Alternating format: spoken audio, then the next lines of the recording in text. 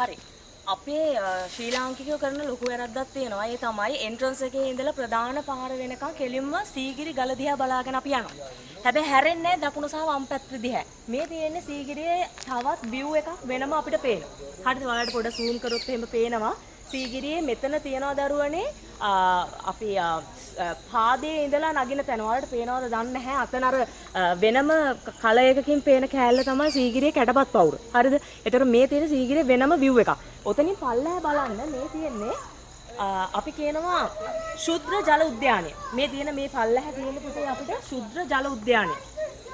ඒක හොඳටම මතක තියාගන්න. මේ තමයි අපේ ලංකා ඉතිහාසය තුල අපිට කතා කරන අපි අර අච්චුපතේ කතා කරන කෑල්ල මේ තියෙන්නේ ශුද්‍ර ජල උද්‍යානය. අපි දැන් ගිහිල්ලා පල්ලෙහාට ගිහිල්ලා මේක වෙනම බලනවා. ඒතකොට දැන් මේ හිටගෙන ඉන්නේ අපි ප්‍රාකාරේ. ඔයාලට මතක ඇති මම කිව්වා දිග කිලෝමීටර් 10ක් දිග ප්‍රාකාරයක් තියෙනවා කියලා. මේ ඉන්නේ ප්‍රාකාරය. මේ ප්‍රාකාරයේ දිගේ ආවම තමයි අපිට වෙනම view එකකින් මේ සීගිරිය පේන්නේ. එතකොට මේ දැන් දාලා තියෙන මේ කොන්ක්‍රීට් එක අද වර්තමානයේ දාපු එකක්. මේ ප්‍රාකාරය නිර්මාණය කරලා තියෙන්නේ දියාගලේ මේ පැත්තට ආරක්ෂාව සඳහා. ඒතකොට සීගිරියට එකපාර කාටවත් ප්‍රවේශ වෙන්නට බෑ. ආරක්ෂාව සහිතව තමයි ඉදිරියට අපිට යන්නට තියෙන්නේ.